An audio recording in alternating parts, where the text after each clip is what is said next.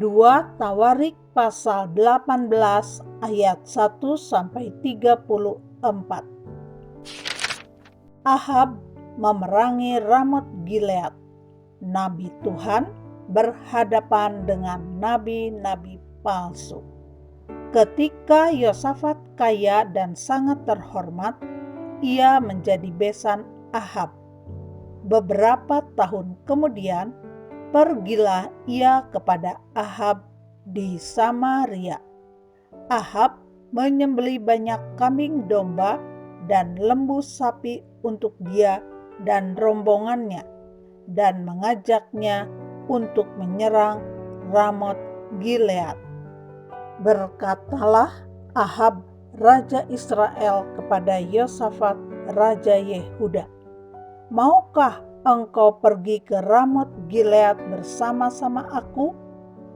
Jawabnya kepadanya, "Kita sama-sama, aku dan engkau, rakyatmu dan rakyatku. Aku akan bersama-sama engkau di dalam perang."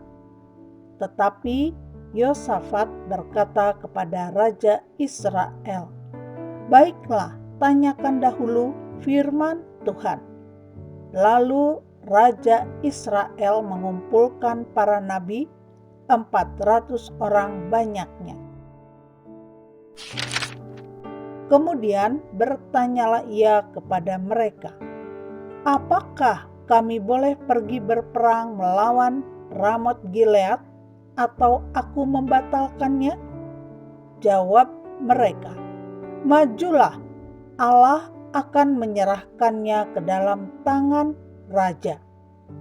Tetapi Yosafat bertanya, "Tidak adakah lagi di sini seorang nabi Tuhan, supaya dengan perantaraannya kita dapat meminta petunjuk?" Jawab raja Israel kepada Yosafat, "Masih ada seorang lagi yang dengan perantaraannya dapat diminta petunjuk Tuhan. Tetapi aku membenci dia, sebab tidak pernah ia menubuatkan yang baik tentang aku, melainkan selalu malapetaka. Orang itu ialah Mika bin Yimla." Kata Yosafat, "Janganlah raja berkata demikian." Kemudian raja Israel memanggil seorang pegawai istana. Katanya, "Jemputlah Mika bin Yimla dengan segera." Sementara raja Israel dan Yosafat raja Yehuda duduk masing-masing di atas takhtanya dengan pakaian kebesaran di suatu tempat pengirikan di depan pintu gerbang Samaria, sedang semua nabi itu bernubuat di depan mereka. Maka Zedekia bin Kenaana membuat tanduk-tanduk besi, lalu berkata, "Beginilah firman Tuhan, dengan ini engkau akan menanduk Aram sampai engkau menghabiskan mereka." Juga semua nabi itu bernubuat demikian.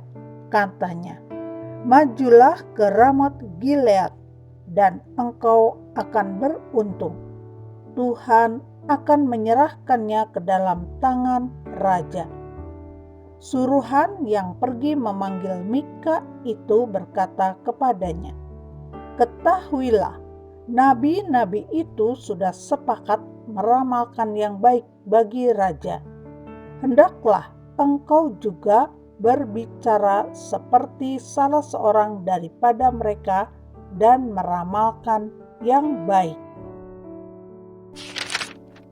Tetapi Mika menjawab, "Demi Tuhan yang hidup, sesungguhnya apa yang akan difirmankan Allahku, itulah yang akan kukatakan."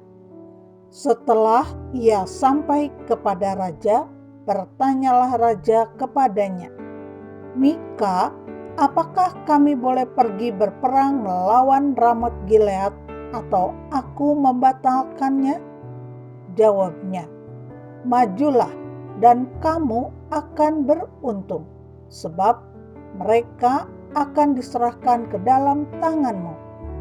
Tetapi raja berkata kepadanya, sampai berapa kali aku menyuruh engkau bersumpah, supaya engkau mengatakan kepadaku tidak lain dari kebenaran? Lalu jawabnya, telah kulihat seluruh Israel bercerai-berai di gunung-gunung seperti kambing domba yang tidak mempunyai gembala. Sebab itu Tuhan berfirman, mereka ini tidak punya tuan. Baiklah, masing-masing pulang ke rumahnya dengan selamat. Kemudian Raja Israel berkata kepada Yosafat, bukankah telah kukatakan kepadamu, tidak pernah ia menubuatkan yang baik tentang aku, melainkan hanya malapetaka? Kata Mika, sebab itu dengarkanlah firman Tuhan. Aku telah melihat Tuhan sedang duduk di atas tahtanya, dan segenap tentara sorga berdiri di sebelah kanannya dan di sebelah kirinya. Dan Tuhan berfirman, siapakah yang akan membujuk Ahab, raja Israel, untuk maju berperang supaya ia tewas di Ramot Gilead? Maka yang seorang berkata begini, yang lain berkata begitu. Kemudian tampillah suatu roh, lalu berdiri di hadapan Tuhan. Ia berkata, aku ini akan membujuknya. Tuhan bertanya kepadanya, dengan apa? Jawabnya, aku akan keluar dan menjadi roh dusta dalam mulut semua nabinya. Ia berfirman, biarlah engkau membujuknya, dan engkau akan berhasil pula. Keluarlah dan perbuatlah demikian.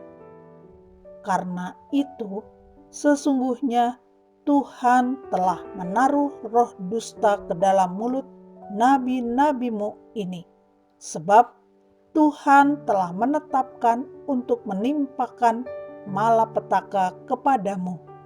Sesudah itu tampillah Zedekia bin Kenaana. Ditamparnyalah pipi Mika serta berkata, bagaimana mungkin roh Tuhan pindah daripadaku untuk berbicara kepadamu? Tetapi Mika menjawab, sesungguhnya engkau akan melihatnya pada hari engkau lari dari satu kamar ke kamar yang lain untuk menyembunyikan diri. Berkatalah Raja Israel, tangkaplah Mika, bawa dia kembali kepada Amon, penguasa kota, dan kepada Yoas, anak raja, dan katakan, beginilah titah raja. Masukkan orang ini dalam penjara dan beri dia makan roti dan minum air serba sedikit sampai aku pulang dengan selamat. Tetapi jawab Mika, jika benar-benar engkau pulang dengan selamat, tentulah Tuhan tidak berfirman dengan perantaraanku. Lalu disambungnya, dengarlah hai bangsa-bangsa sekalian. Sesudah itu majulah Raja Israel dengan Yosafat, Raja Yehuda ke Ramot Gilead. Raja Israel berkata kepada Yosafat, aku akan menyamar dan masuk pertempuran, tetapi engkau pakailah pakaian kebesaranmu. Lalu menyamarlah Raja Israel, kemudian mereka masuk ke pertempuran. Adapun Raja negeri Aram telah memberi perintah kepada para panglima pasukan keretanya demikian, "Janganlah kamu berperang melawan sembarang orang, melainkan melawan Raja Israel saja." Segera sesudah para panglima pasukan kereta itu melihat Yosafat, mereka berkata, "Itu Raja Israel." Lalu mereka mengepung dia untuk menyerang dia. Tetapi Yosafat berteriak dan Tuhan menolongnya. Allah membujuk mereka pergi daripadanya. Segera sesudah para panglima pasukan kereta itu melihat bahwa dia bukanlah Raja Israel, maka undurlah mereka daripadanya. Tetapi seseorang menarik panahnya dan menembak dengan sembarangan saja, dan mengenai Raja Israel di antara sambungan baju zirahnya. Kemudian ia berkata kepada pengemudi keretanya, "Putar, bawa aku keluar dari pertempuran, sebab aku sudah luka." Tetapi pertempuran itu bertambah seru pada hari itu. Dan Raja Israel tetap berdiri di dalam kereta berhadapan dengan orang Aram itu sampai petang. Ia mati ketika matahari terbenam.